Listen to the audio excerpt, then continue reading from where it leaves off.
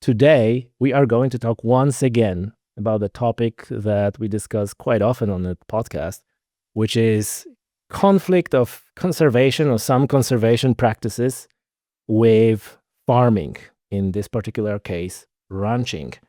And the reason why we're going to talk about this is that, folks, there is a film coming your way titled The Real Yellowstone.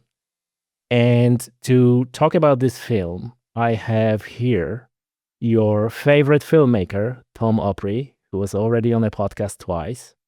Previously, we were talking about his film Killing the Shepherd in episode 111 and The Last Keeper, 173. So you might go in and check those episodes as well. But today, also with us, Tony Bynum, associate producer on the Real Yellowstone, and Tony worked with Tom on previous two films as well.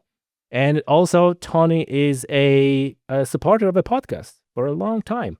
So, gentlemen, it is absolute pleasure to have you both on the show today.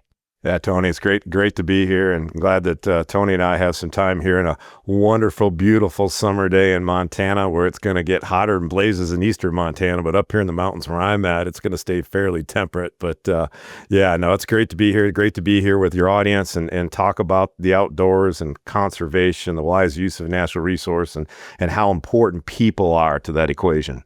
Yeah, thanks. It is. I'm in Montana as well. Tom and I live about 150 miles apart, but which is neighbors by Montana standards. So the Rocky Mountains separate us. I live on the east side and he's on the west. But it's your pleasure. Your show is one of the best, I think, mainly because it deals with science and policy, two things that are rich and dear to my heart, and really what I think largely drive the work that we do, which is really trying to dig into those two issues. And I guess I would add something we both learned more about, and that's psychology. I think so. Anyway, that's for more discussion later, but your podcast offers an opportunity, not just for us to talk about these things, but for the world to listen to the realities that occur, that, we observe and that other people observe. So Tommy, I can't thank you enough. I don't know how you keep it going. I also don't know how you manage to come up with the questions you do, but you're brilliant, and I just appreciate you a lot. Thank you so much. I didn't expect that, but I appreciate it, and it always makes my day having good feedback.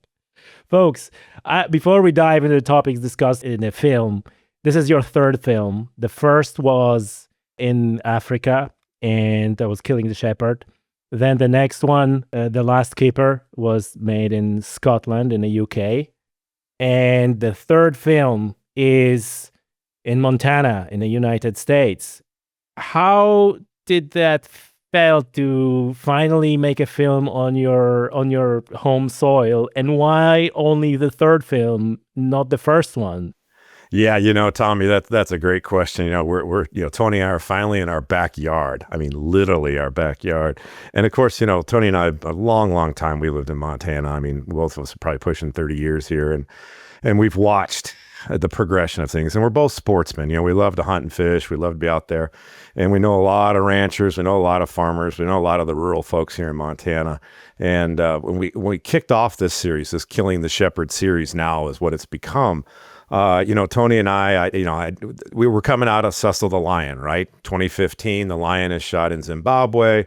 There's this huge outpouring of emotions on social media, mainstream media, and there was an awful lot of misinformation. There was an awful lot of people really weaponizing social media, mainstream media, to raise money for so-called conservation, in order to save the wildlife, to save the planet.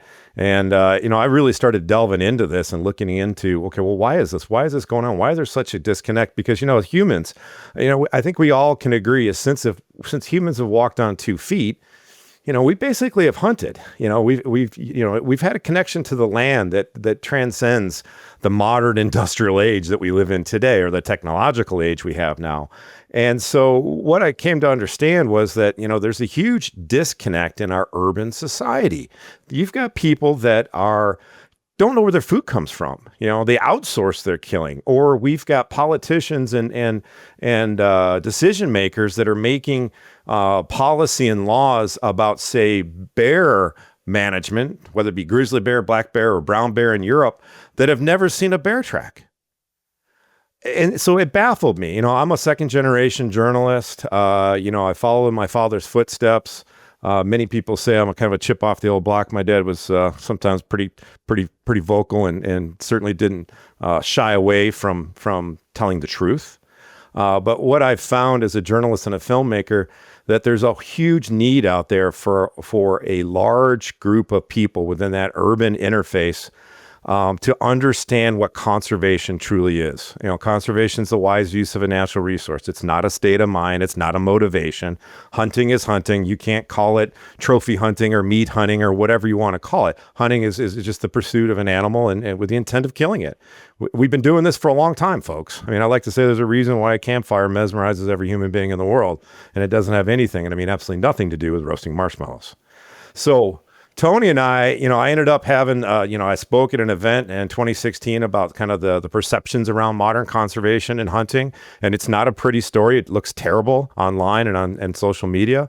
And I ended up having a fella come and talk to me from Zambia. That was Roland Norton, and explained to me this story about this chief that came and knocked on his door. He had an import-export business, but was also involved in the safari industry in Zambia. And the long and the short of it, Tony and I ended up going in that May in 2017 to the lower Lowano game management area outside of Lusaka, about 5 hours.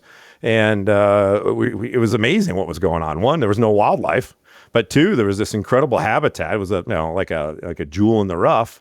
And there was a bunch of people that were barely hanging on. And so, we walked out. I still remember this like it was yesterday. Tony and I, after about 10 or 15 days, they were walking out on the tarmac and to the plane, because they don't have any gates there at the airport. You walk out and go up the stairs. And he looked at me and he goes, "Dude, I think we got a story here. I think you need to come back and do this." But what is the story and why is it? Again, we have this disconnect. We've got the vast majority of our society lives in cities, lives in a suburban interface. They have this disconnect, and these people are really open to ideas. And so, well, hey, we understand the power of film. And if we could take this in a very neutral, balanced approach as a journalist and a filmmaker and tell the story of these rural people. Why rural people? Well, 8.1 billion humans on the planet. Wildlife doesn't live in cities. It doesn't live on the tops of mountains here in Montana because they're covered in snow and ice most of the time. It lives on fertile ground. It could be Africa. It could be Scotland, or here in Montana. It could be anywhere in the world, because wildlife needs a certain requirements to survive, just like we do. And so what we decided to do is start telling these stories of these rural people, because they are the stewards of their land. They're the ones that are out there doing the hard work in conservation. They're having to live with the lions and the elephants, or herds of thousands of elk eating their second cutting of hay on their haylands on a ranch in Montana. And so we've kind of found a pretty cool niche here. And it's really powerful. And Tony has been really instrumental in helping me with this, because Tony has got, and I'll let him talk about his background, but Tony brings a really cool and unique perspective. And so, we've been able to harness kind of our yin and yang on some of this stuff. And it's like, okay, well, what makes sense here? And taking it as journalist. Tony does a ton of journalistic photography, editorial photography. Of course, I'm a journalist myself. So, when you take that approach to it, we're not creating propaganda here, Tony. We're just we're giving them a voice where they never had a voice, or if they did have a voice, it's drowned out by the urban masses. And it's powerful, because these are the people doing the hard work. And when these people see a benefit, whether an economic benefit or otherwise, what we see throughout human history, especially here in the modern age, like the North American conservation model, ranching for wildlife, even these community conservancies we're seeing pop up all over Asia, where people see a value to having wildlife on the landscape because they're able to utilize it in a sustainable way, you end up seeing a whole lot more wildlife on the landscape. I have a little analogy I'll share with you and your viewers. What do you do if you have a rat in the house? You kill it, right? Who wants a rat, eating up everything in your house? Some people will pet it. Yeah, well, maybe that's. But what do you do now if the rat's worth $50,000 US or 50,000 pounds? Can I have you? You're going to go raise a whole bunch of rats, right? again, it's oversimplification, but that is a reason why a lot of our iconic species are continued to be hunted. As long as we can have science behind all of this, and we can ensure that whatever offtake is done in a sustainable way, we've got peer-reviewed science where people are actually out there doing the right job, figuring out how to do things properly. At the end of the day, why we do this is because we want to leave the planet better than we found it. I mean, I want to make sure that we've got these healthy ecosystems, we've got vibrant wildlife populations, and it's as simple as just clean drinking water. I mean, it's that simple. But Tony brings a perspective, and I want to turn it over to Tony because Tony brings something that we really brought it to a head in Scotland last year when we did The Last Keeper. We ended up screening about 20 different cities and theaters all over the United Kingdom. Tony and I did the first 5 or 6 of them together, and we did a panel discussion afterwards. And, it was pretty cool because, Tony, tell them about your background, where you come from, your ancestral background, and the perspectives you have that you bring to these projects about land use and management of the land, the conservation of it. Well, thank you, Tom. Yeah, I appreciate it. We've spent a long time together doing a lot of things around the world, and this project is really no different. But what if I can, we should talk about it a little more broadly. But I can, maybe I should introduce what I know or not. My background is in resource management. My historical sort of where I come from. My mother's Native American and my father's European.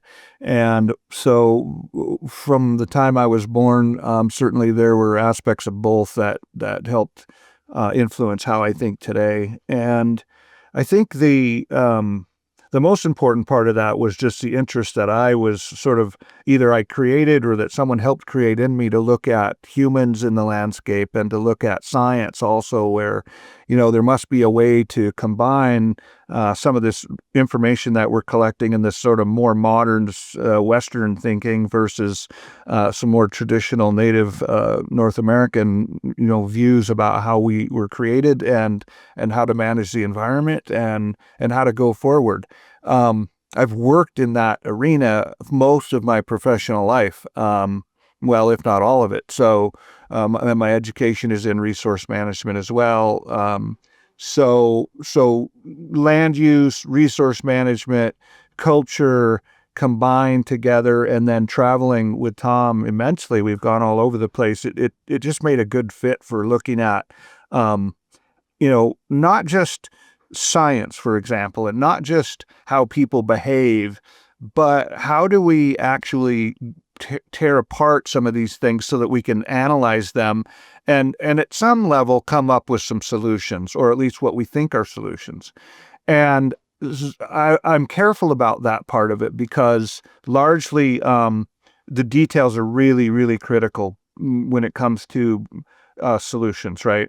And also they're very anthropocentric in a sense that they're really based on how a human might look at something versus how the environment might sort of approach it if it had its own thought process. But in any event, the human element is extremely important, and I feel like I bring some of that from the standpoint of just looking at it, listening, paying attention, and then being able to have some dialogue about what's happening. As it turns out, Tom is quite good at listening as well. I mean, he does pay attention, and he's also very analytical from the standpoint of being able to sort of take the information that he has and then sift through it at least and figure out what's real and what's not, and that's important. But I'd like to move on in the show a little bit. It'll give you a chance to ask some more questions because I think some of this stuff really, from my perspective, has some important principles. It has what I consider to be some fundamental decision-making criteria about how to analyze these things and break them down, and largely my observations as well. So I'll turn it over to you guys and we can roll. I just want to say, when I was watching the film, and once again, thanks, Tom, for sending a screener. This is always great to see a full-blown version of the film, because probably with the previous films, you'll produce a number of cut-down versions for various audiences. What struck me was that the number of people who I know, like not personally, but I just know from the things. So, for example, Randy Newberg, I saw him in the film. It's like, whoa, wow, Randy Newberg in this film. And actually, something I got to share with you and with the viewers, like Randy Newberg and his YouTube videos, Fresh Tracks, is directly responsible for me getting into hunting. I was watching them and I was like, yeah, I can do with this hunting thing. I'm an angler. And like, so Randy Newberg was like instrumental, his work to me getting into hunting. Matt Skoglund, North Bridger Bison. I heard this as well. I thought it was a great idea and I could see, how the things works. And something I want to just move on now into American Prairie Reserve. And we talk about rewilding quite often on this podcast. And actually, years ago, when I was listening to the podcast, it was a hunting podcast, I heard about American Prairie Reserve, and that was the first time I really heard the term rewilding. And so it was like sort of like a circle for me. Everything went back to the circle. It's like, oh, now I spoke about rewilding so many times, and we had all those discussions. What is rewilding? What it is, and da. And now it comes around is that here it is, American Prairie Reserve. Obviously now they're way more advanced with what they're doing than it was before many years ago. The conclusion on the podcast this 10 or however many years ago, it was like, how would anyone not like this, especially hunters? Because in theory, they're doing something great. They want to make the biggest, I think, in the world, wildlife reserve and open up access to people, to hunting, and so on and so forth. And you folks talk with, I think his name was Bill Hilf, who I heard, also heard talking before. And so, again, like, how would anyone not like this? They want to get all this land, open it up for hunting, open it up for people. They're telling all the right things, like, oh, we need to get people involved and so on and so forth. Now, your folks dig deeper into what they're doing and how does it look on the ground.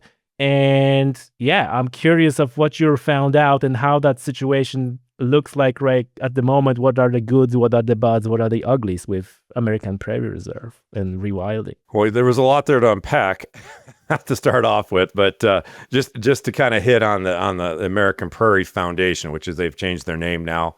Oh. Just a little history on these guys. Back probably 24, 25 years ago, a gentleman had an idea about protecting prairie ecosystems.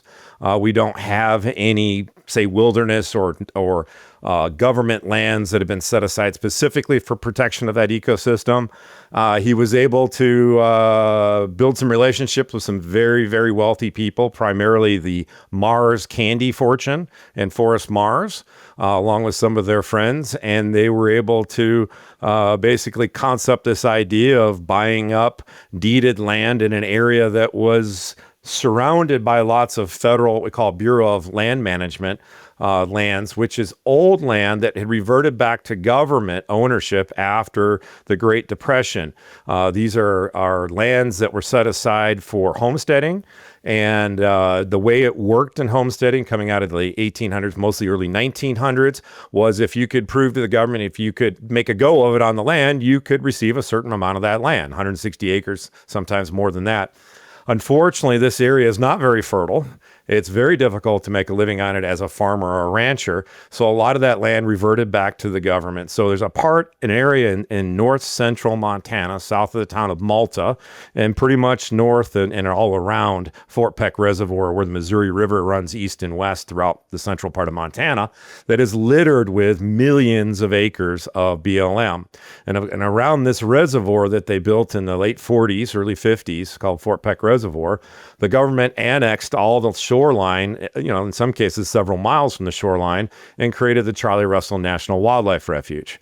So the idea behind it was, is that there's a bunch of ground there. American Prairie said, wow, there's some deeded land. Now, the deeded land was that lowland, those areas where those creeks, or what we say in Scotland, the burns, the waterways that were down there that were fertile enough for people to make a go on it. And so those people ended up with these small ranches. Most of them, I say small, most of them were in the low thousands of acres. But they also also they were able to tie them to what we call an allotment, a grazing allotment with the federal BLM, where they were able to basically, if they had a deeded 2, 3, 4, 5,000 acres, they may have 5, 10, 30, 40,000 acres of government land that is tied to that piece of land. So if you were to sell it, then you would get the lease or that allotment to graze on it. Now, you don't own the federal land, but you get to utilize it for grazing. That comes from the Taylor Act. And so in the long and the short of it is what American Prairie had this concept is to go and buy that deeded land, get control of the allotments. And if you look at the total acreage there's about 1 million acres of deeded land we're talking about in this area. And there's about 2 million acres of federal lands. So their goal was to create a 3 million acre approximately wildlife reserve or refuge, not refuge, but reserve or nature, reserve. And in the case, to give you a reader or your viewers a perspective on this, if they're able to pull all together, it would be larger in landmass than both Yellowstone and Glacier National Parks combined. So we're talking about a massive area here. Now, also part of this idea was that, we're trying to protect this prairie ecosystem, and what historically was on that prairie? Bison. So if we go back 200, 300 years, there were herds of tens of thousands, hundreds of thousands, some people say millions of bison working across this landscape. Of course, there was Native Americans that were on it, utilizing it, burning it, and so forth. But now you have a scenario where their concept was, let's get 30,000 bison out here in this 3 million acres, and then let's have wolves and bears manage them. No talk of having humans do it. That's rewild it, and that's let nature take care of this. Now, mind you, there's still all kinds of little towns and cities all around this and within this area, and other ranchers that are running cattle. So 20 some years ago, when they had this concept, they literally thought, Allah, this is a great thing. So they all show up, and what the ranchers tell me is that literally they see a cloud of dust coming down their long drives to their ranch houses on the dirt roads. And boy, we get big dust of clouds coming along. And these black Suburbans with people jumping out of them wearing 3-piece suits, telling them they're going to save the prairie. Well, you can imagine that threw up some big red flags for these ranchers, because most of these ranchers have been on this ground. Some of these people we've talked to have been on the ground for 100, 150 years. Continuously, their family, generation after generation after generation.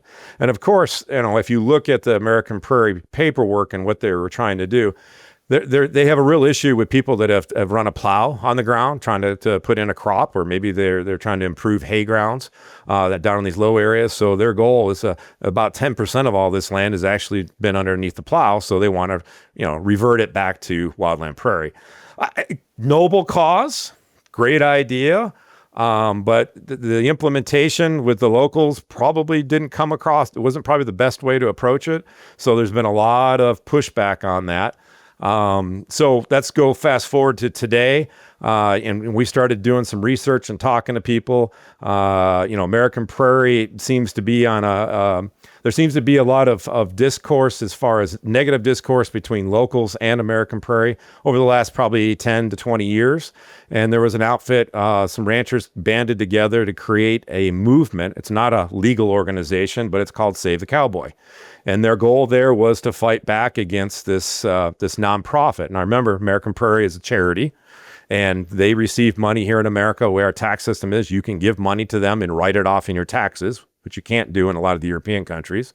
And they can use that money for whatever their mission is. In the case of American Prairie, is to buy land and to manage it and recover that wildland ecosystem for prairies. So a lot of angst. And so we were able to talk with those people and involve them in the film to Save the Cowboy folks that were behind this. And their biggest bitch, biggest complaint was that the American Prairie wasn't a quote unquote producer like they are. And that these lands that are federal lands that are part of these grazing allotments, that they're not producing livestock. And so there's a lot of issues that go with all that. And the American Prairie in the last Biden administration, presidential administration, they were able to get permission on 2 of the ranches that have allotments to use that federal land year round for grazing, which historically that land had been set aside for just seasonal grazing, not year round. But if you've got bison living on it, the concept is that they want to have bison basically being wild. And which that's another whole issue because bison in Montana are not wild. They're considered livestock by law. Now there are wild herds in Yellowstone, over in the Blackfeet Reservation where Tony's been at. He's photographed a lot of bison that are up along Glacier National Park. But even the Indian reservations in Montana, most of the herds they have there are livestock oriented. I mean, they're moved, they're controlled, they're monitored. And that's the other thing. Disease. So a lot of the ranchers are concerned about brucellosis. Well, we know that bison can carry it, but we also know that elk are probably the biggest proponents of transfer of brucellosis to cattle because they carry it too.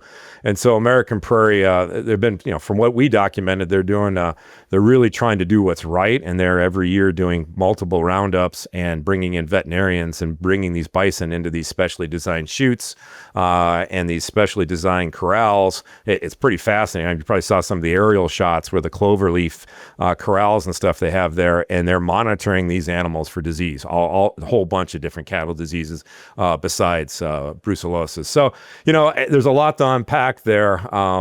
But I do see you brought up Bill Hilf. Bill Hilf has been the chairman, I think, for about a year and a half, 2 years now. Again, it's a nonprofit. They have a board. He's the chairman. And Bill's background's pretty interesting. He spent the last 7 years before he semi-retired being the CEO of Vulcan, which is Paul Allen's company. Paul Allen, i.e. Bill Gates, Microsoft, and ran that company. So we're dealing with literally billions of dollars, ton of philanthropy, and all over the world. And Bill's a fascinating guy, and he's got some interesting ideas about where he'd like to see American Prairie go. So, after talking to him, his idea is to see more wildlife on the landscape, create more access for hunters, like you were talking about with what Randy Newberg kind of introduced you to here. Because here in America, we're very, very blessed. We have a lot of public land. We have a lot of opportunities for access. But wildlife don't, as you'll find in the film, wildlife don't stay in one place. And if you go out and put a whole bunch of people on the landscape, they have a tendency to move, whether it's a subdivision or 100 hunters. Wildlife isn't going to sit around for it. And so we end up having some other conflicts that come from that. But with Bill's case, he's really, they've now put 80,000 acres of their land, their deeded land, which they have. I think there's somewhere around just shy of 500,000 acres of deeded land. Maybe it's not that much, about 300,000 acres of deeded land. And they are put it in what we call block management through the Montana Fish, Wildlife, and Parks, which is an opportunity where they take hunter license dollars from non-resident hunters to lease land or give a payment to landowners to open up their land, their private land, to public hunters. And so, in some cases, we've had anywhere from between 5 and 8 million acres enrolled in this program in Montana over the last 20 years. And right now, American Prairie is the largest participant in that. Now, there's a couple caveats here. About half of that acreage is in what they call Category 1. You can drive up to a post on the side of the road. There'll be a sign-in sheet. You fill it in. You take a little tab with you that has your name on it and says that, you got permission there. And you can go across the gate or go across the fence and go hunt birds or deer or whatever you want to do, whatever's in season legally.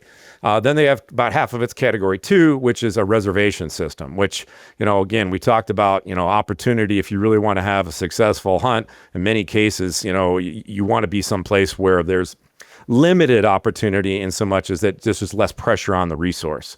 And so the Montana Fish, Wildlife, and Parks actually handles that reservation system for them. They're not involved. American Prairie is not involved in deciding who can and can't go out there, but there's a website you go to, you sign up, and then you get notified from from the state of Montana's Fish, Wildlife, and Parks about whether you have permission and what days and what areas that you can go into. So, there's some pretty interesting stuff, but Bill's plan is, the first time I talked to him was like, hey, how would you like to see if we had 4 times the amount of elk on this land? What if you didn't have to wait 25 years to draw a wild sheep tag, which is, wild sheep are very much coveted. They're under huge pressure because of domestic sheep diseases. The bighorns, was it? Yeah, the bighorn. Yeah, this is the Rocky Mountain bighorn sheep, one of these iconic animals. And because of that, and I think it's great, but there's all kinds of other issues that come with it. But I think that American Prairie is evolving. I don't think what they thought about 20, 25 years ago is really what's dictating what they're going forward. But yeah, there are some issues there. Whether or not that land will, will they always be available? Will people be able to access it? Will it be an opportunity to have, modern conservation hunting? I'm surprisingly, like, your view on American Prairie is much more positive than I thought you'll have, and much more positive than it came from the film itself. Tony, do you have any comments on the American Prairie? Sure. To start, I guess my experience with American Prairie goes back from when they started, and also having met with some of the folks early on to talk about what they were doing and actually go out and look at the land and some few years. So that would have been 20 years ago, I suppose, and then some years later, actually was hired to inventory what is today most of their holdings. And when I say that, I don't mean the private property, but the public property. This land that Tom was referring to is called BLM land, Bureau of Land Management, federal lands. I actually inventoried all of the areas of public land that American Prairie now manages, and I inventoried those lands for their wilderness character. So this is a little bit connected to sort of the rewilding concept. In a sense. So in the United States, when I say wilderness, in this context, it's big wilderness. Like, this is federally designated. Congress says we're going to set aside these lands and we're going to manage them for their wilderness character. I bring that up because I think one of the most interesting parts of the whole eastern Montana issue, there's really two things. One was the apprehension of most of the people who lived there when it came to other people from outside. Most had already felt the impact of the federal government sort of taking land from them, or at least from their ancestors, their parents or their grandparents, to create Fort Peck Reservoir. So in some of these areas, these families were moved out of what is now a huge lake. And so they're skeptical of anything happening from the federal government. And so approaching them to talk about, you guys are leasing all of this land. I need to have a look at it because we're doing an inventory, which is to look at wilderness character. And of course, they don't want anything to do with that. Interestingly enough, on the other hand, a lot of this land is wild. I mean, it may as well be wilderness because they're really the only ones that use it. And they might drive in and out, but their cattle are on it. I mean, there's little things happening. But what I learned is in, somewhere in the 40s, 50s, and 60s, the land was utilized. This public land was used a lot more than what I learned when I was actually out there surveying it. In other words, you could see the history in the land where there were old roads, or there might have been certain camps in certain places out on the prairie that basically over the course of time have been rewilded. People aren't utilizing it as much. And so where you one time had a trail through a certain prairie landscape, you can see maybe the remnant of an old tire track or a wagon track. But the people have largely sort of migrated away from these areas because of there's a whole host of reasons for that. But it was sort of the concept of rewilding was going on in a sense, even though it was still being utilized, right? So it's interesting to go out and you look at these places and say, well, this 10,000 hectare area has all of the characteristics of wilderness, but it gets utilized as grazing land, and maybe occasionally a vehicle drives through it. And in the United States, our wilderness excludes motor vehicles. And so you have this weird, it's kind of rewilding on its own because there aren't people using it very much, and yet somebody drives through and they're grazing some cattle here. And, this isn't a defense. This is an observation of what was really taking place out in the landscape. And so American Prairie's view, or at least their idea, was prioritizing these landscapes to try and purchase these inholdings or these ranches, private deeded land, and they prioritized existing unplowed ground. That was the priority because they were less interested in buying previously farmed ground because it's really hard to restore that. To go and restore land that's been cultivated for, let's say, 25 to 50 years, very intensive. And so they prioritize these sort of more wild areas, purchase these ranches. And from the very beginning, my view of it was basically that here's a situation where you have willing sellers and willing buyers doing something for conservation that the government could never do, that no individual was ever going to do. And yet the conflicts rose when local ranchers and sheep herders and the people who are living on the land, who are farming it, who are grazing it, who are leasing it, are threatened by what they feel is an encroachment on their way of life. And so that is a reality. Like, that's still happening today. There's no doubt about it. The folks in that part of the world, and including American Prairie, are American Prairie sensitive to it. But here, the conflict really sort of, I think, comes when you in the United States, you can own land. And if you want to sell it, you can sell it. And here is a private person, and this is a nonprofit at this point. So a 501c3 or a nonprofit organization collecting private dollars to purchase these large ranches. And it sort of turns the thing on its side, because here in the United States, private ownership is like, it's as high as the Constitution or God, for that matter. And so you have people coming in with large amounts of money that is brought in from other places. That's sort of a nonprofit's goal, is to buy all this land and sort of let it go back to nature in a sense, run bison around on it, and sort of grizzly bears, possibly, who knows, maybe wolves. All this stuff is happening. And, honestly, I have mixed feelings about it. I don't think it is a public relations issue at all. I don't think you could, from the American Prairie standpoint, I'm not them, but I don't know how much public relations you could actually do. And this might be why they've built a strategy they have, which is, you're not going to convince 9/10 of the people out there that it's good for them to sell their neighbor to sell the ranch to you, so they can not, manage it the way it's been managed for the last, 100 years. So there is a definite conflict here.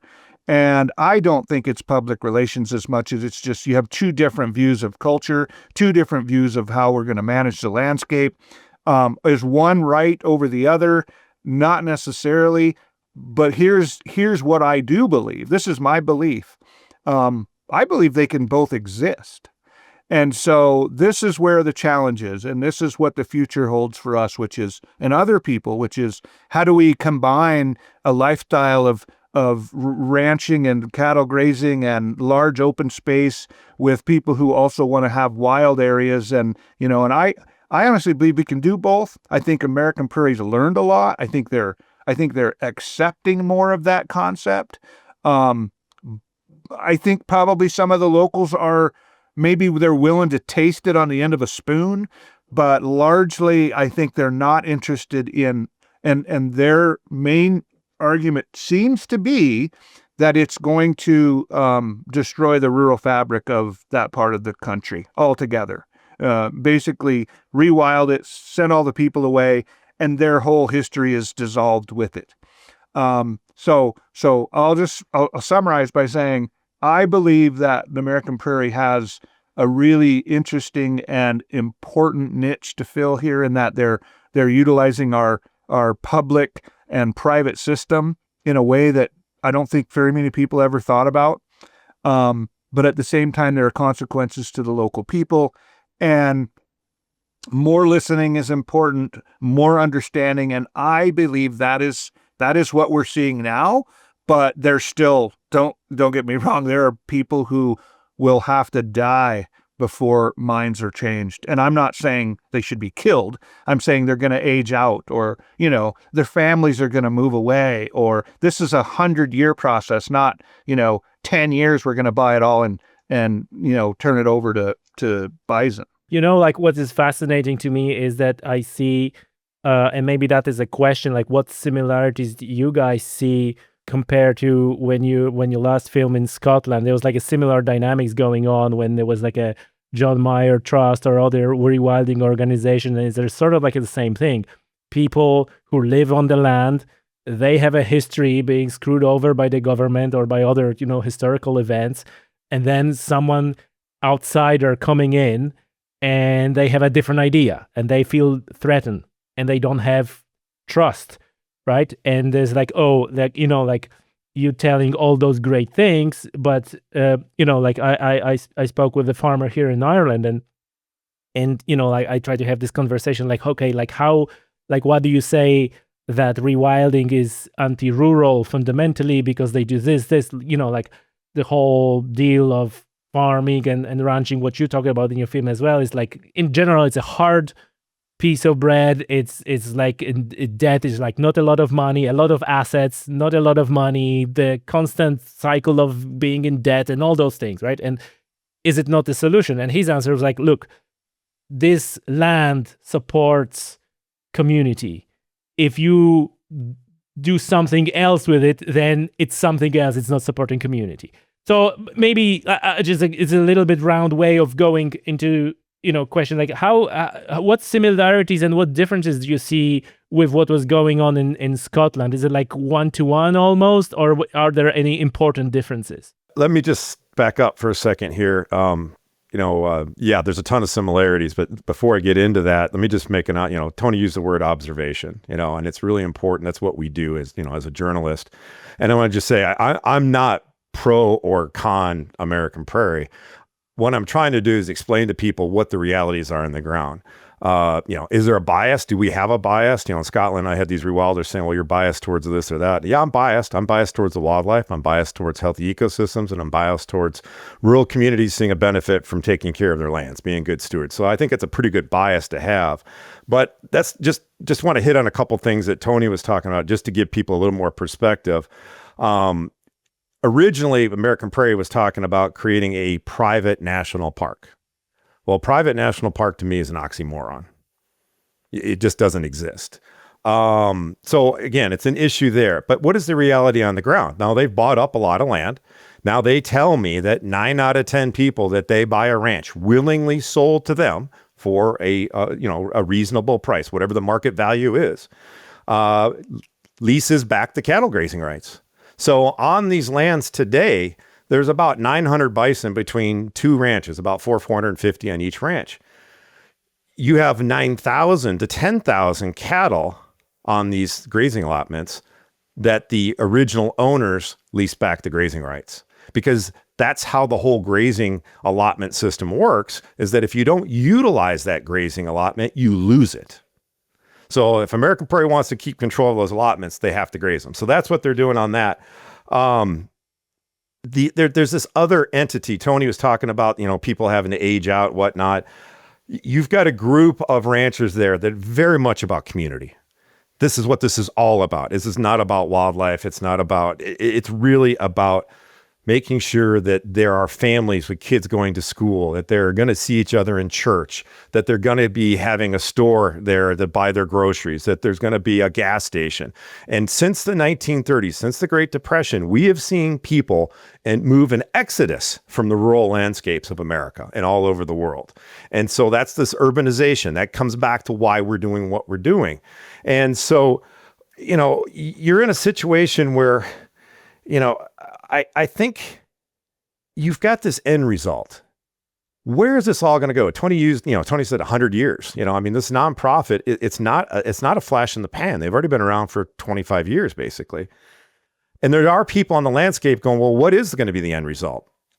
Are they going to continue to have donors that are going to pay them money to manage these lands? Or are they going to run out of money, and are they going to have to give the land to the government? And now, is the government going to run this? Well, I can tell you, on the Charlie Russell National Wildlife Refuge, which is smack dab in the middle of all of this, it is the worst run wildlife conservation land that I've seen in Montana.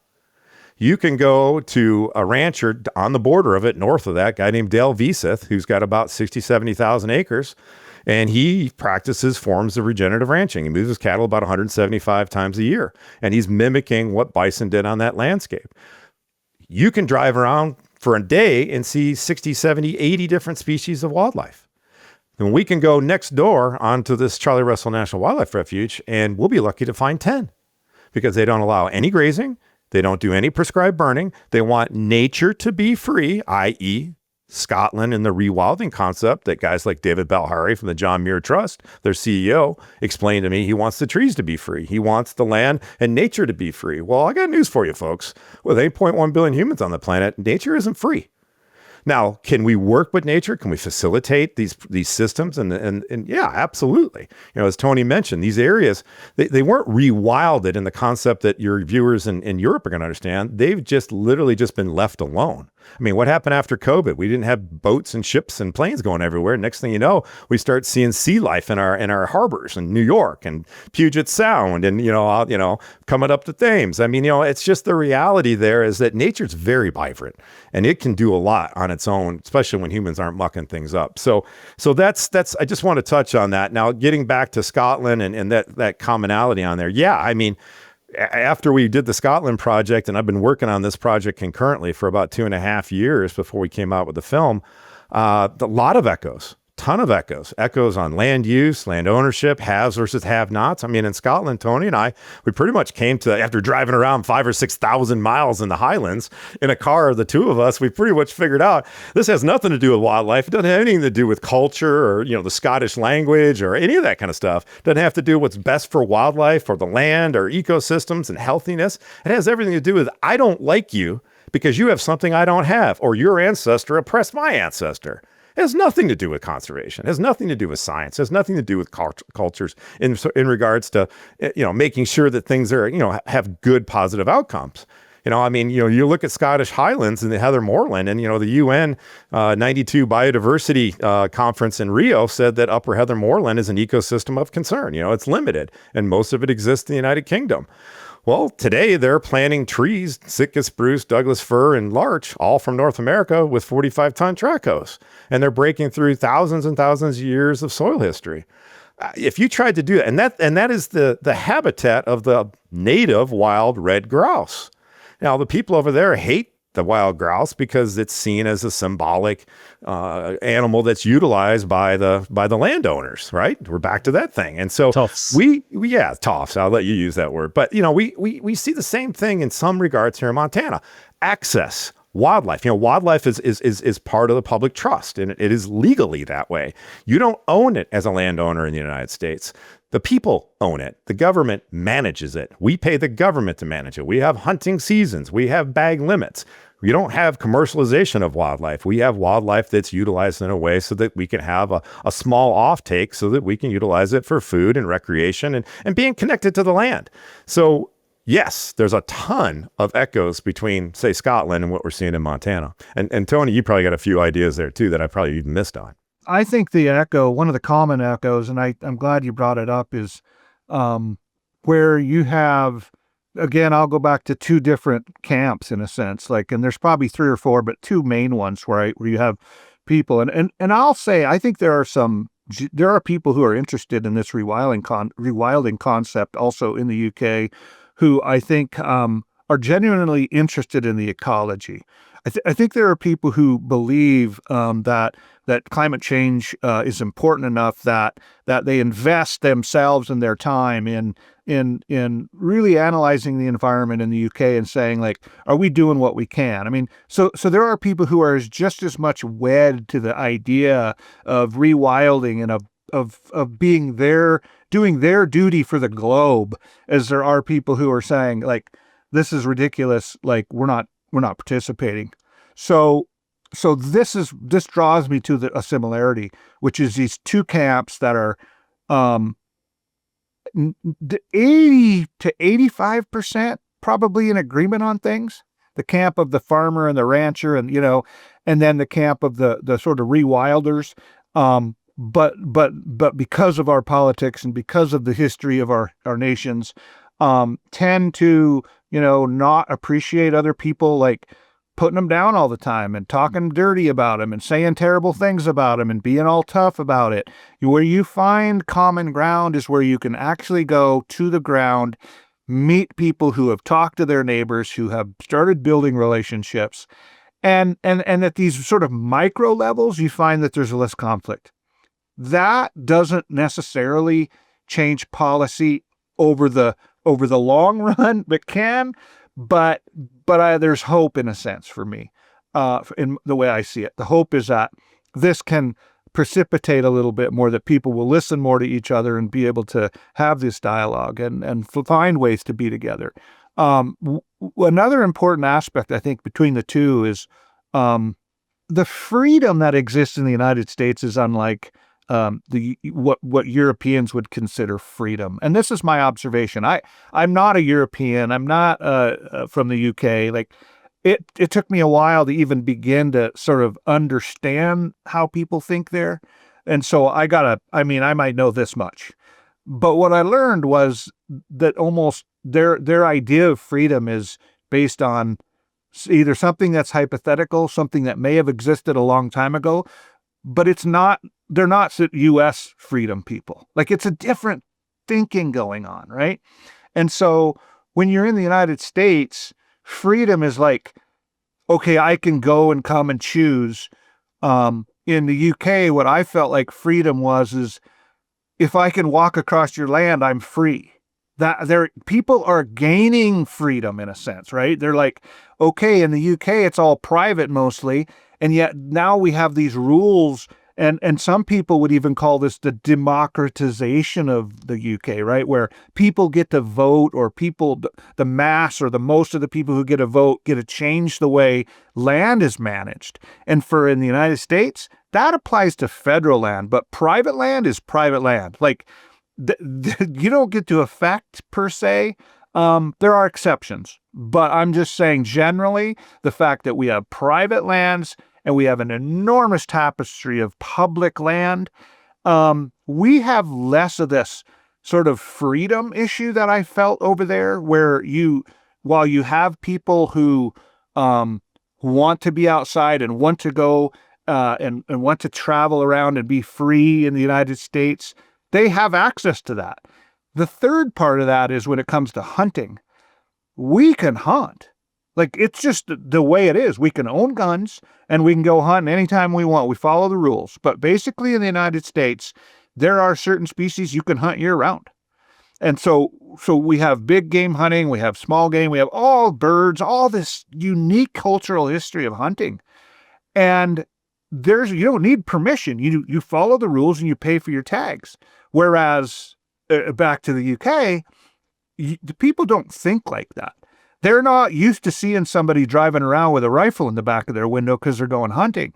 In fact, I'll just make one comment about this and then I'll sort of pass it back. And that is, it occurred to me on my very first trip to the UK, we went to Scotland, and rather than talk about why we were there, we met with a man whose first question was gun rights and why are you allowing all these kids to be killed with rifles? So I bring that up because this is a major difference between what happens in the UK and what happens in the United States. It's mental in some ways, mental meaning it's a lot of this has to do with how you see the world and how you were raised, right? And some of it's legal. So I thought it was very telling, though, that was not something I had ever thought about considering until he brought it up. And then I had to start thinking a little bit differently, because at that point I'm like, wait a minute, there is something else here. Otherwise, we would be talking about conservation. We would be talking about land use. We would be talking about rural people and rewilding. But we're going to start with American politics. And that tipped me off to a bigger issue. So I do appreciate you allowing me to talk about this. That's very interesting. And if I could add in there, and this particular individual, I'm not quite sure that the inference to the question there had 100% to do with actually what his real concerns were. I do think that mindset is Tony, and I agree 100% with that. But I think this particular individual was more interested in trying to kind of put us off more of that Scottish we kind of know what we're doing. What the heck are you doing here? Because one of the questions he says is, what is your outcome here? I mean, why are you here? Are you just going to make a film as a bunch of American filmmakers and tell us what you think we're doing right or wrong? And I said, hell yeah. Yeah, I remember we had that exchange in the 173 episode 173. Like, just to wrap this part up, and when you're talking about the local communities, and when you actually go and talk to people in person, you see that the differences are much smaller, but also like understanding of the community element. Like, I remember I was invited to the farm, to one of the Irish farmers who is like a quite high in the Irish Farming Association. Bill O'Keefe is his name. Lovely guy, and he invited me to his farm, and we talked about it. And I step out of the car. He invites me, and he proceeds to talk like how his family farm in this area for 300 years.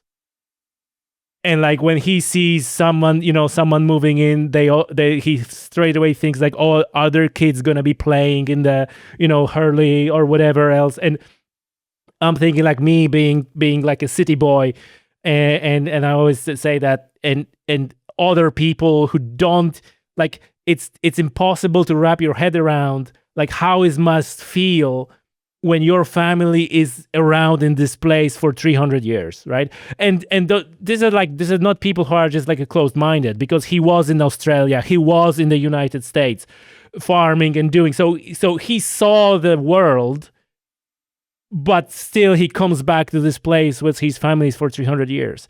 And it is quite remarkable when you talk to those people. Then you better understand why they're getting upset when there is someone, from London or from Dublin, and goes like, oh, you're in fact should rewild all those things, because, like, it's just, you got to go in, and it was like quite remarkable, because that particular individual, his answer to all the, like, attacks on farming, he was like, come on the farm, I see you, we'll talk around. And I think, just to wrap this part up, like, more people should take farmer up on the opportunity, on the invitation to go to their farm and talk to them, and then that may open up their minds. Okay, folks, I want to switch gears now and talk about livestock and wildlife interface, or maybe like a conflict with wildlife. Once again, specificity of the United States is that you have a lot of predators living as wild animals, and there's a lot of conflict with that. And obviously, when you try to rewild and get more wilderness, like you mentioned, Tom, earlier, that the idea was like, let's have a grizzly bears and wolves to manage bison, and like, how would that work? That's a different story. We can talk about that. But I just want to ask you about like one specific thing from the film, where you were talking with farmer who was just like, oh yeah, grizzly bears, we just have to accept, like, like we're here. We accept the losses. It's their land as well, like, yada yada yada. And then, as it happened, one of their cattle got killed by a bear. I am very curious, because you were like, these are things that might not come across in a film, but while you were there, how did that feel really? Did they really were okay with the loss, and like, or was this moment like, oh shit, right? We talked about all those nice things, but now, so I'm just curious, like, what was the energy? What was the emotions in the air when you went out and saw, and they saw that young bull, I think it was a yearling bull, killed by a bear? Yeah, no. So they run 2-year-olds. So you're talking about Andrew Anderson, his wife Hillary, who, it's unique because Hillary is a wolf biologist. She grew up in the Midwest, ended up at Yellowstone working on wolf programs after being graduated from University of Montana, Missoula, and then ended up in not Alberta, but British Columbia, studying wolf management. And so it's a great question, Tommy. It's the first, this first time I was with these people. We're in their remote cow camp. It's a really rough 4x4 4x4 road to get to it. And they've got a little camp there. They're raising their family out in this. It's a 50,000 acre allotment of federal land that they're running 2-year-olds all, because they figured they couldn't run cow calves because they couldn't move those cattle around like they needed to keep them out of harm's way. So what they do is a concept called outriding. And so they constantly, they load up their kids on their own horses. They're riding around. And what they're trying to do is be on the lookout for predators. Mainly, this is one of the largest concentrations in the lower 48 of the United States of grizzly bears. And so this is an area also that's known for having an abundant population of a plant called larkspur. And historically, the grazing that occurred prior to them taking over the allotment was the rancher would put the cattle out there, and as soon as the snow melted, and the cattle would roam all over willy-nilly with somebody checking on them once in a while. But when larkspur flowers, cattle eat it, and it's really poisonous and kills them. So we had a whole bunch of dead cattle on the landscape. And so then you had this a grizzly bear, their sense of smell is, it can smell raw meat at 5 miles away. And so you had huge numbers of grizzly bear descending on this area to feed on these dead cattle. So they bought the allotment from the previous rancher, and they've been doing a much better job of doing, again, that kind of regenerative ranching. They're using electric polywire. They're wrapping it around in areas, using the topography of the land, using the wire to kind of herd the animals into a specific area and keep them feeding in that area and then moving them. So it makes it a lot easier to do that range riding, to keep track of things. But that first day I'm there, Andrew came rolling in on his horse, and he says, "Hey, we lost a cow today. And I think it's been dead since last night." And he says, "We're going to go out there." So we jumped on ATVs at 9 o'clock at night. It's dark. We drive for about an hour and 45 minutes. We get way up in the mountains. We get to this spot, and here's this cow that's obviously been just hammered by a grizzly bear.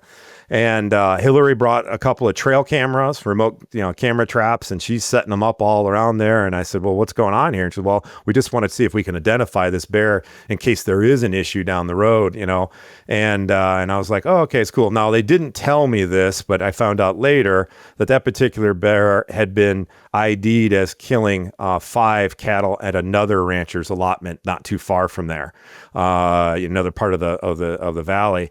And so, I'm trying to document it. And one of the most poignant things there is they're sitting there looking at it. Of course, I've got a camera light on, so I'm lighting up the whole thing on my camera. And I asked them, I said, "So how does this make you feel?" And it was dead silence for like 20, 30 seconds. It was almost uncomfortable. And then Andrew says, and this is what you hear in the film. He says, we know we need to learn to coexist, basically.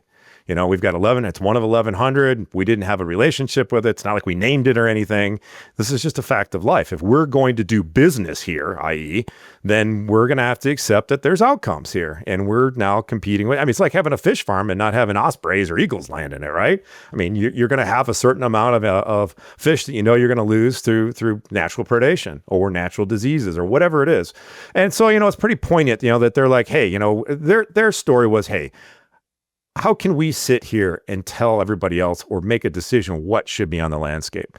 And Hillary talks at great length in the film about just that dichotomy of ranching, relationship with land, historic economics, and what's working, what's not working. And so it's a really great, strong point in the film.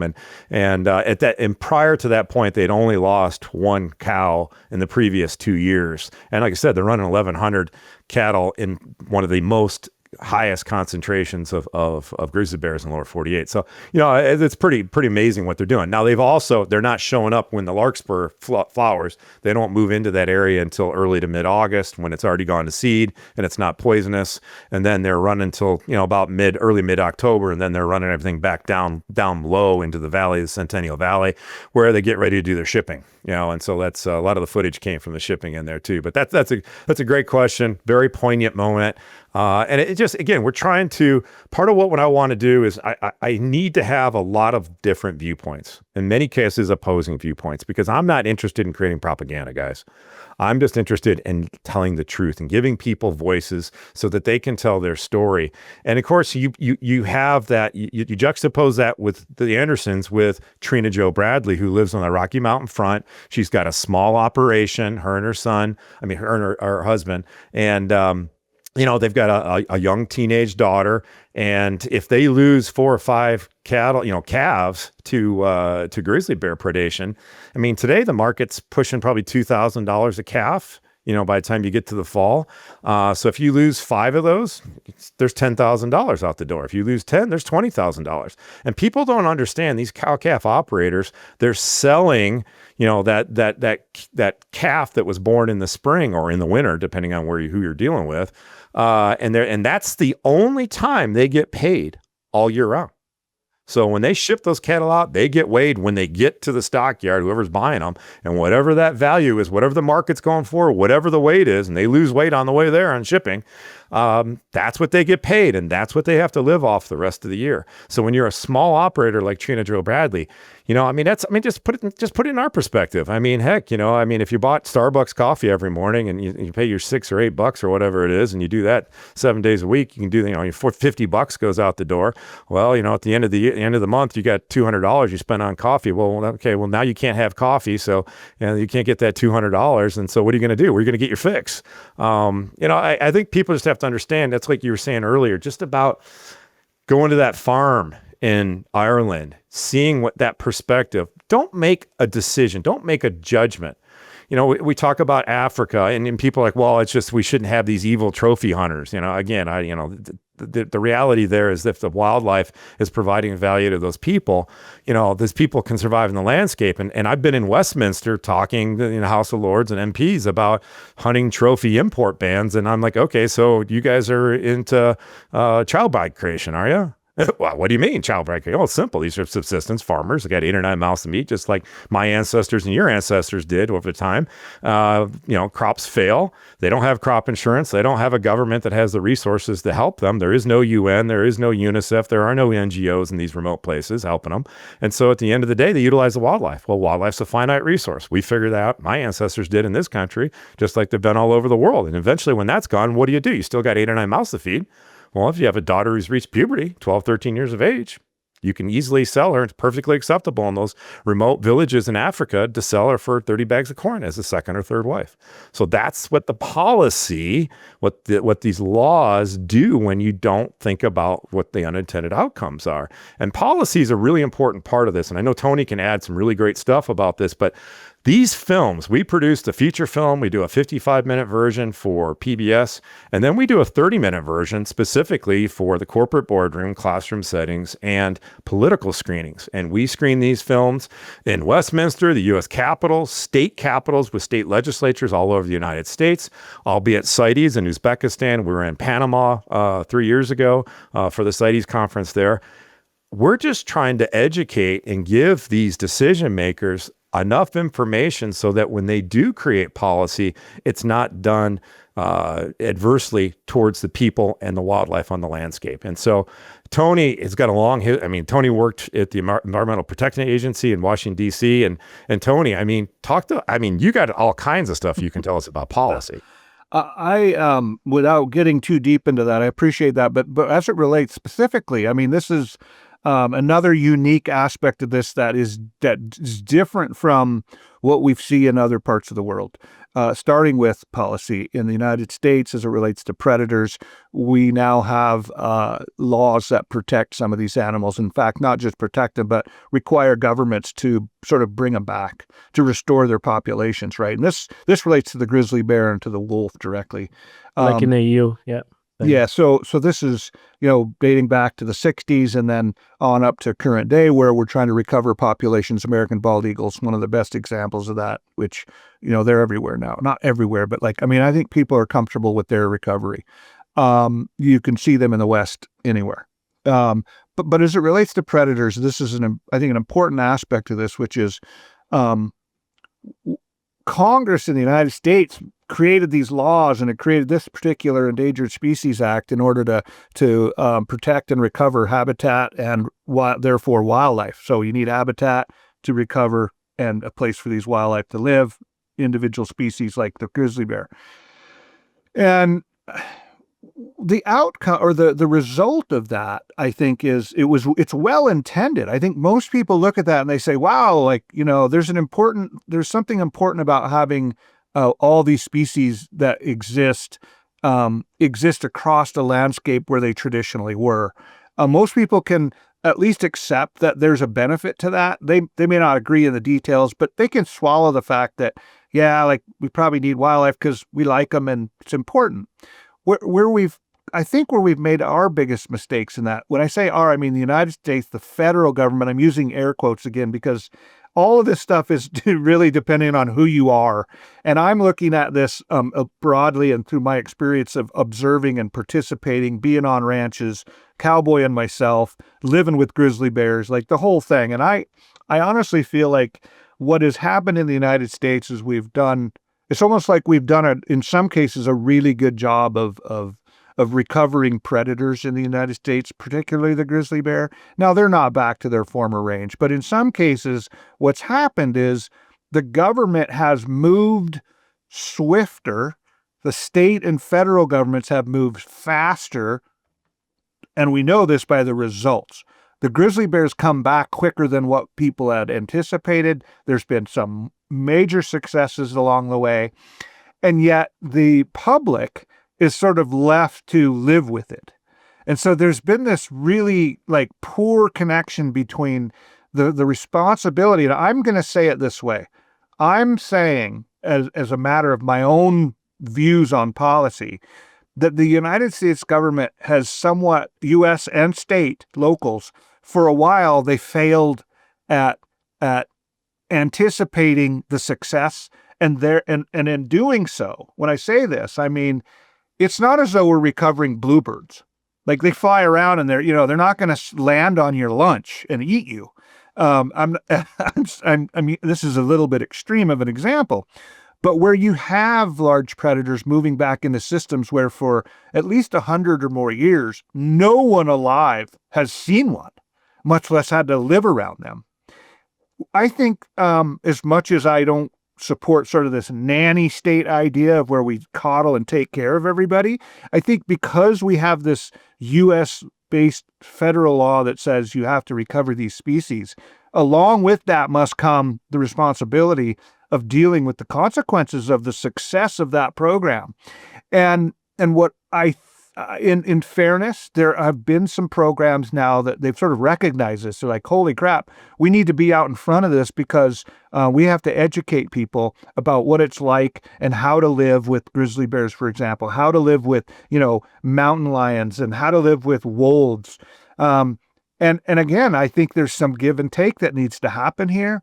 Some people will never accept grizzly bears and wolves on their place. It just isn't going to happen, no matter how much you try to convince them or provide assets to them to try to offset potential losses.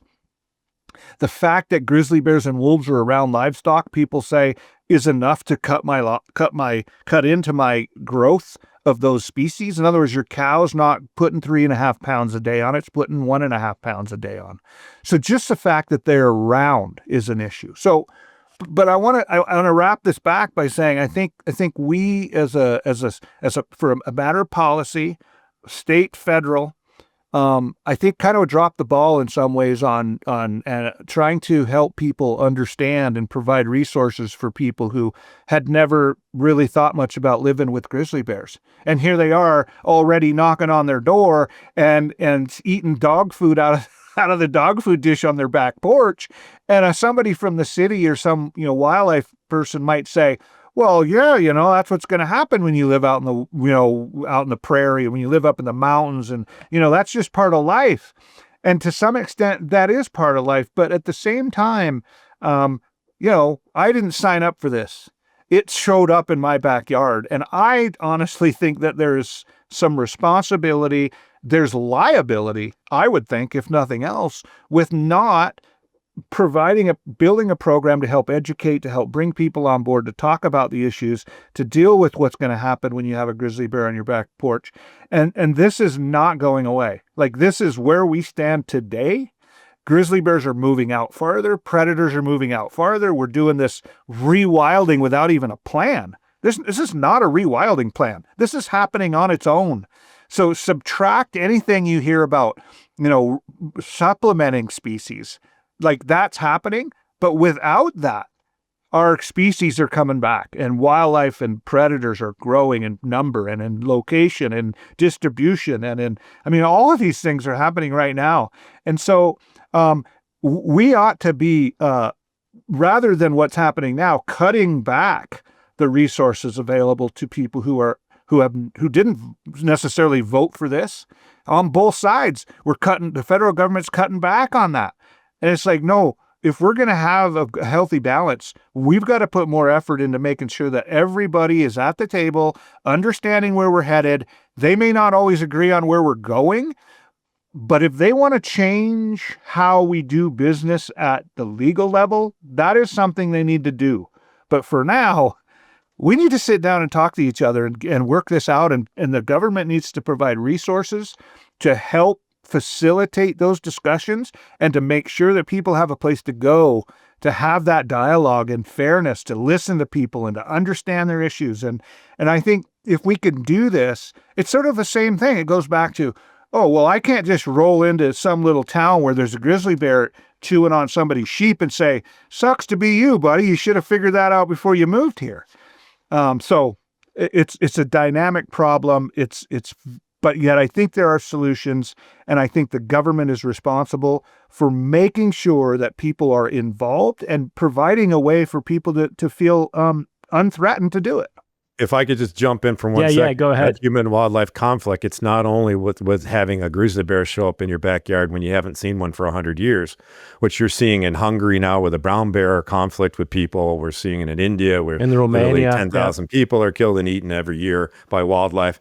But here in America, our North American conservation, we call modern conservation, wildlife and the value of that wildlife pays for the science. It pays for the conservation officers to protect the resource. It's a huge multi-billion-dollar industry. But you have a conflict now because you've got more predators. So science tells us that everything is programmed to overpopulate the carrying capacity of the land. I mean, look at humans, right? 8.1 billion. Same thing with predators. When the predator population expands because we've got lots of prey species, we're now seeing grizzly bears hundreds of miles where they were pushed by, colonial expansion, up into the Rocky Mountains, where that was the only place that they could go to get away from people. Because in the case of grizzly bears, they're historically a prairie animal because that's where all the prey species were: the bison, the antelope, the deer, the elk, all that. So now we have this conflict because we have this business model and this scientific and legal protection that's based on being paid for by $100, license fees, permits, all that. And when you don't manage entire ecosystems, including the predators, because of, say, the Endangered Species Act, we can't manage grizzly bears through sustainable use. They're protected right now. So if you go and shoot one, you're breaking federal law. That's a big deal. I was gonna ask about that. Yeah. So now you're in a scenario where if you're not managing, so the state of Montana, the wildlife is all managed by the Montana Fish, Wildlife, and Parks. And at the end of the day, it's their job to make sure that we have healthy populations of animals to hunt. And if we don't have that, well, then they don't have any resources coming in because of all of a sudden, case in point, say the waterfowl populations in America drastically dwindle in a certain flyway. Well, then the guys don't go out duck hunting. So all of a sudden the economics just dive off the end, right off the end of the dock. And so the same thing happens here in Montana, where if you've got a lot of predators on the landscape, then that affects not only the numbers of animals that hunters can have. Say in Yellowstone, you had the Northern Rocky Mountain herd of elk there that was in numbers over 20,000, 20, 30 years ago, before the gray wolf was brought down there from Alberta. And now that population is been, between serious predation by wolves and grizzly bears. That population's sitting somewhere in the 5,000 to 7,000 range. Now, prior to that, Gardner, Montana, in the very bottom of the Paradise Valley, kind of like where Yellowstone is kind of set, that particular area was known as the elk hunting capital of the world, because all these elk would come out of the park in the late fall and early winter to into the spring, or into their winter grazing areas, and they would head in that winter ground and they would be hunted. Now, I'm not going to get into all the impacts of that, but the reality is that model, that economic model, and it doesn't even have to be, the dollars that are spent. You get people that, if they don't have a good experience, to start talking about, well, yeah, there's all I saw were grizzly bears and all I saw were wolves. They may tell their buddies that, like, if you want to go to the Bob Marshall Wilderness, which is the largest untracked wilderness in the lower 48, between Tony and I, where he's in Great Falls and over here in Whitefish, it's a huge area, millions of acres. And if you want to go hunting there, I have a lot of hunting outfitters that say, well, it's kind of, underneath their breath, they tell you it's kind of a glorified, 5-day, 8-day horseback ride, because there is hardly any game. But there's a lot of factors that go into this, weather, issues with disease, all kinds of stuff that go into it. But predation is also, so, our wildlife managers don't have all the tools that they need in their palette in order to manage these ecosystems in their entirety. And that's a real issue here, and that has an impact. And that's why we have this kind of, there's a real mindset out there by a lot of hunters in the American West. You'll see bumper stickers that say, smoke a pack a day, a pack of wolves, not cigarettes. You hear the shoot, shovel, and shut up. You hear that terminology, where they're taking it into their own hands. And there are grizzly bears that die under suspicious circumstances. I mean, I think Tony can talk about the numbers of grizzlies that die annually here in the Rocky Mountain West. But, we do have a lot of grizzly bears. And that population's expanding, as it naturally should do. And they're moving into landscapes where they historically were. But we also have an endangered species list, and the grizzly bear DNA is exactly the same grizzly bear that's across the border in Alberta and British Columbia, and it's not on the endangered species list there. It's the same exact bear we have in Yukon and Alaska, and it's not in the endangered. I mean, we have over 100,000 grizzly bears in North America. I'm not really sure why they're endangered species list, so at the end of the day, we're removing a tool, sustainable use, on how to manage those ecosystems. And if we don't manage them their entirety, we're not going to have ether, because you'll end up with what a lot of scientists call a predator pit. We have them right now in Russia. You have areas where there is no active hunting going on. There's not very many people. And the only thing that survives on the landscape over a period of time with heavy predation are bears, because they're omnivores. The wolf, they outlost the wolves and everything. And then you get little populations of maybe prey species that survive, but that's it. You don't have this Valhalla of wildlife that you see. I mean, here where I live in Montana, I can walk down to the mailbox, 3/4 of a mile from here, and I'll see dozens of white-tailed deer. I'll see hawks. I'll see pheasant. I'll see all kinds of animals. And so, but we also don't have a whole bunch of predators right where I live. Now, we have foxes and we have coyotes, and we see the odd grizzly bear come through my backyard once in a while. But these are all things that we have to learn to live with, and that's all part of that conflict, that very complex conflict matrix that's out there. Folks, listen, we touch only about 2 or 3 interesting items and topics that are in a film, and people should really watch the Real Yellowstone, and we're going to talk about like when they can watch the film and what are your plans then with the festival circuit and all that. But before we go there, because you guys were been around the world and saw those things, and like, to me, they're about the same, the conflict, the rewilding, the movement. And in general, I see this sort of like a tide turning, where a lot of people are seeing this like, oh, we actually need to take care of the wildlife. We want to rewild. We want to do these things. What are your predictions for the future? In general, farming, ranching, do we going to find a balance, or is it going just one way, and more people will be moving into the urban areas, and rewilders will have their way eventually? Well, we live in representative democracies. I assume everybody listening to this podcast, like we are here in the United States, and so elections have results that can have positive or negative impacts on what we're talking about here. That's why we're making the films, Tommy. We know that there's this huge disconnect in our urban society. They don't understand what, really the realities are on the ground when it comes to conservation, when it comes to nature. I mean, even just understanding where their food comes from. And I think, though, we do a lot of focus group research. And we across the United States, we're doing stuff right now in the United Kingdom, just trying to measure what people understand, what they don't, understand. Who do they want to listen to? All that kind of stuff. It's really important for us as storytellers and messengers. And what we've come to find is that the people that we're targeting, that are voters, that affect policy, are very open to the ideas that we bring out. Those rural voices. And at the end of the day, our goal is and these people aren't stupid. They're just ignorant of the issues. And when you give them this information and you give it to them in an unpropagandized way, they're very open to it. And we've actually seen focus group research where 9 out of 10 people, when you explain to them what conservation is and well-regulated hunting, legal hunting as a form of conservation and whether that can provide, which this is the real most important part of what we're doing, is those stewards of those rural lands, they can realize their most basic human rights, which is a good paying job. It could be access to health care, an opportunity for their children to get an education. And, we know Africa is very easy to see that. Here in Montana, it could be the difference, with utilizing the wildlife for a rancher, that maybe he opens up to the block management we talked about and the state pays him some money, or maybe he has a hunting outfitter lease his land, or he becomes an outfitter himself. That money that they make off of utilizing that small offtake of wildlife on their land may be the difference between being in the black and the red for the ranch operation. It may be just as simple as being able to take mama on vacation to Cancun or some place where they can keep alive and not get divorced, because it's a tough life being a rancher. And so and that's the biggest problem we see when it comes to this real Yellowstone. This is not Hollywood. This is raw. It's real. And really the biggest problem we see right now is the cost of land in Montana.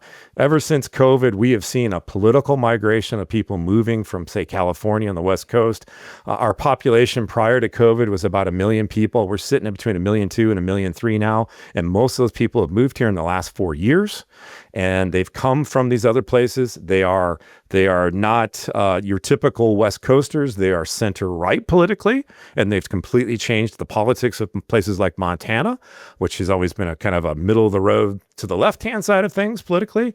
And those ramifications is this supply and demand. So real estate, you only have so many houses. You only got so much land. They're not making any more land in our valleys here. So where I live in the Flathead Valley, we've seen our values go up hundreds and hundreds of % for our property values, and it makes it difficult. So now we're at a point now when it comes to ranching, we've got out-of-state people buying ranches. They don't have to get them to pencil, i.e. they don't need to make the ranch pay for itself. So, it could be some billionaire or millionaire or somebody who's got an oil well in Texas that's buying up this ranch, and they're paying, in some cases, $10,000, $15,000, even $25,000 an acre for large spreads, 5,000, 10,000 acres or more, which is crazy. You can't make a cattle ranch work today for less than you got to be less than $1,000 an acre in most places. Now, I'm talking about the Western U.S., not the central part of the United States or the East Coast or anything like that. But at the end of the day, ranchers tell me that if you're a young person who wants to get into ranching as a cow-calf operator, you must have $4 to $5 million before you can even say go. I don't know a lot of young kids coming out of school, high school, or college. They got $4 or $5 million laying around. So that's the reality. And so I said that this is a very difficult lifestyle. It's a difficult profession. It's a difficult way of life, but these people are passionate about it. They love the connectivity they have to the land, and they're willing to fight. And they may, one of the ranchers told me that the poorest set of multimillionaires in the world. And the reality there is that these people, they love the land, they love the wildlife, they love being able to be connected to it. Like why is rewilding so? Why do people want to go walk around in the hills of Scotland? Because they like to be connected to the land. We are all that way. We are human beings, and we are a part of this planet. We're a part of the earth. And I think that these ranchers, they got a tough go of it. And so what is the biggest problem? The price of land. Because now you've got the next generation that may have been there for 100 plus years, and they've got this type of life where they're working 7 days days a week, 80 hours a week, 24 hours a day sometimes trying to take care of things. And somebody walks through the door with a check for $5 million, $10 million, $50 million, $100 million. What are you going to do, folks, if somebody's waving $100 million in front of you saying, here, take my money, I want to run your ranch? You know, a lot of these ranchers, a lot of these next generation guys and gals are taking the money and running. And you can't blame them, right? And then what do? You got a ranch that's being run by somebody as a trophy, as a hobby. It's not being run by a family that's trying to make ends meet, so they're not utilizing the ranch maybe in the best way they could. You lose that generational institutional knowledge of conservation and stewardship of the land. And you end up with all kinds of conflict, maybe, with elk populations, because they may not want any hunting on their land, or they may want to do their own hunting on the land, but they want to look out their window when they're having all their buddies from the Hamptons having dinner, look out in the big picture window and see a herd of elk out there. Well, that herd of elk during hunting season, because it's not being hunted or being pushed off the ranch and being populations not being kept at a sustainable level so it doesn't create conflict, as soon as the hunting season's over, those cow elk are pretty smart. They head over to the neighbor's ranch, hang out, and then when the second cutting of hay happens in July, the end of July, which is the most valuable cutting of hay, the next door neighbor's got 500, 1,000, 2,000 head of elk eating hundreds of thousands of dollars worth of hay. And basically, in some cases, putting people out of business. So it's a complex issue, but, I really think that price of land is the biggest issue we have today, and it's not going to go away. And it's here to stay. And I think the more we know, especially our urban public knows about the trials and tribulations of our urban, our rural people and what they're doing to stay on the land and supporting them. A lot of these ranchers now are diversifying their business. They're selling direct to consumer. The Wickens Cattle Company, the Old Salt Co-op that are featured in the film, even North Bridger bison, being able to be connected to that, where your meat's coming from. It's healthy, it's GMO, steroid free. It's the ultimate, this food is, free range. And so at the end of the day, you're also supporting these people. Yeah, it costs a little bit more money, but you're also supporting a way of life, and a way of life that as humans we've had for a very long time. I'm just going to say, looking at the spatial and temporal, how long and where is incredibly important in this discussion. Like at the end of the day, we've got to be looking at time frames and space and place. I think if I just if I step back a little bit, I feel like the earth doesn't need or really care about humans. I mean, at the end of the day, that is ultimately out of our control at some level. Although you could argue we can change climate and that sort of thing. This is true. But at the end of the day, the earth is going to do what the earth's going to do. It doesn't care about humans. We could perish. And I think the planet goes on. One way or another, it goes on. If we narrow this down to looking around the world, I think that I'm not very optimistic. and in the long run. In the short run, I think we have some wins and some losses, some successes. Right now, in the near term in the United States, I feel like we're going to take some steps back. I think we've learned some things. I think in local areas we're going to see some wins, but I think generally speaking, we're going to see. I think we're going to see pain, more pain. I think private property is incredibly important to the future of wildlife in the United States. It has been for a long time, but I think it will become more important in how those relationships are built and managed, at least in the Western states. Critically important time for that. I think that that information and knowledge are key to all of this. And I believe that we are entering a new era where artificial intelligence, where storytelling, where the ability to create doubt and mistrust in other people is at an all-time high and will only get higher. There is no question in my mind about that. And I think, therefore, we have to be careful about who we talk to and how we talk and who we believe and how we build trust among one another. Within the next 5 years, you could put out a film about conservation that has nothing to do with reality. There would be no facts behind it. It's going to be purely based on digital platforms. It's going to be people telling whatever the hell story they want to tell. And so this doesn't bode well if you don't have experience on the land. which sort of comes back to this education component. People need to be connected to soil. People need to understand more about where their food comes from and how we produce goods and where they come from. 4 inches of soil, 6 inches of soil is the only thing that's keeping us alive around the world. We need to better manage those resources and make sure that we're protecting them for the future. These are the things sort of like you can't do one thing. It's not enough to just say, well, we're going to go out and protect the grizzly bear, and we're going to go out, you need to look at these systems a little more in a larger piece and sit down with one another. This is my recommendation to sort of back to dialogue, back to discussing these things, back to getting together and having a real conversation. But I think I'm less optimistic in the long run based on the conflict between supply and demand and the humans who have never, at least never, in modern time, not understood or at least accepted limits to the resources and to the environment, right? They don't, most people don't respect gravity. They don't respect solar radiation, and they certainly don't have any concept of limits. And I think until we sort of start to tackle those issues in a real way, we stand a chance of losing ground at the current pace and maybe faster. And I mean that literally losing ground. We're losing, 1 million acres a year of prairie lands in the United States. We're losing countless acres of habitat. And we're not just talking about local people. I mean, the guy that's coming from California to buy the ranch in Montana is probably less my concern than other nations who have different ideas about how they're going to feed their population. I mean, this is a global issue. This is not just about one spot. Montana happens to be where the story's being told right now, but Montana does not function independent of the rest of the world. Those days are over. The internet has changed it. Communication's different.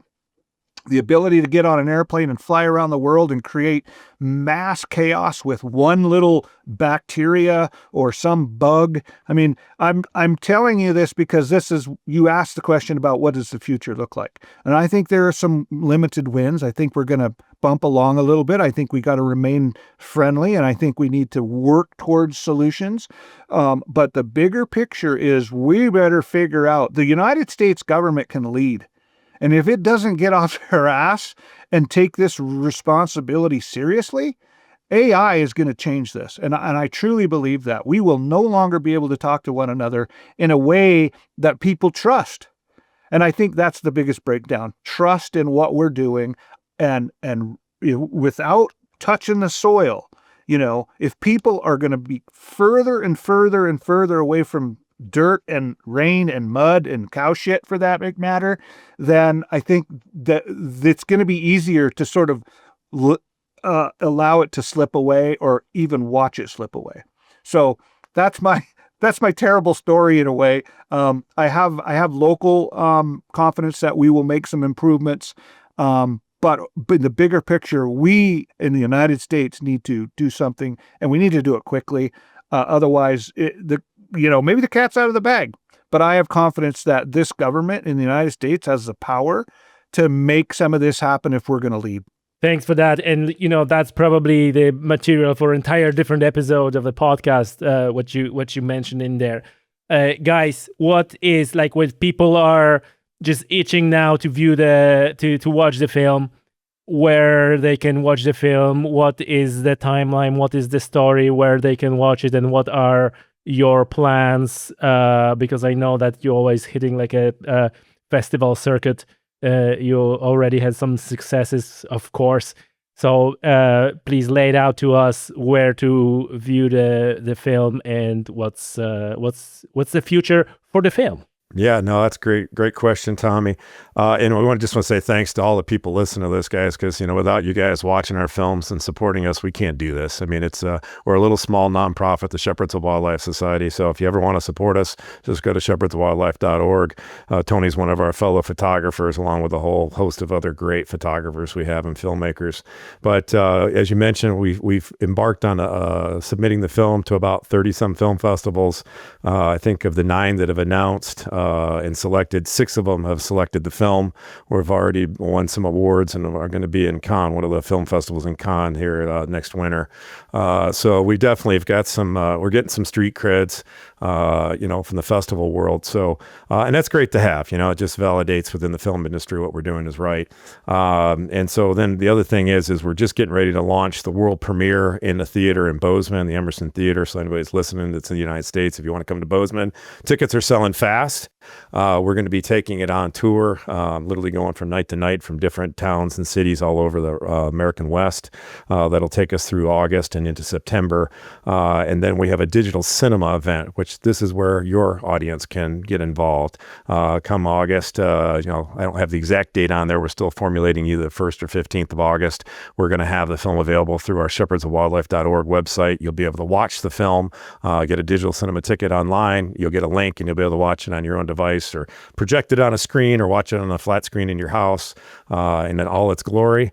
And then also we'll have some opportunities to help us out in different ways. So we'll have a panel discussion that we're going to be recording this Friday. We've got some noted experts in the conservation, environmental, and ranching fields that'll be talking about kind of like we did in Killing a Shepherd with Adam Hart and Amy Dickman, and then also what we did in Scotland last year in Edinburgh with that celebrity panel.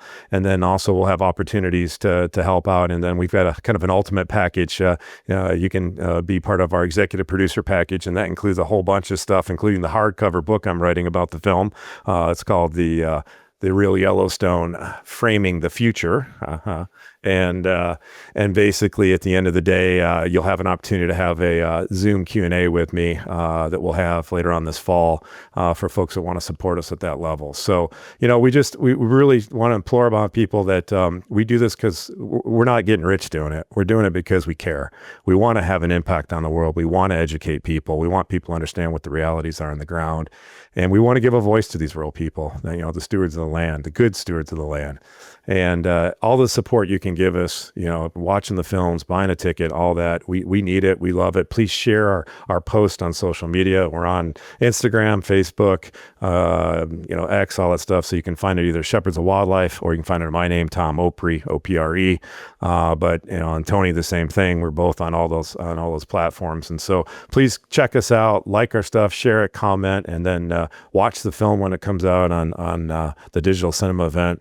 And we really appreciate all the support that we get from your viewers. And thank you, Tommy, for having us here. Guys, thank you so much for being here. Appreciate it. Yeah, it's been awesome. Thank you. Before you go, since you stick to the end of this show, then first and foremost, thank you so much for listening and for watching.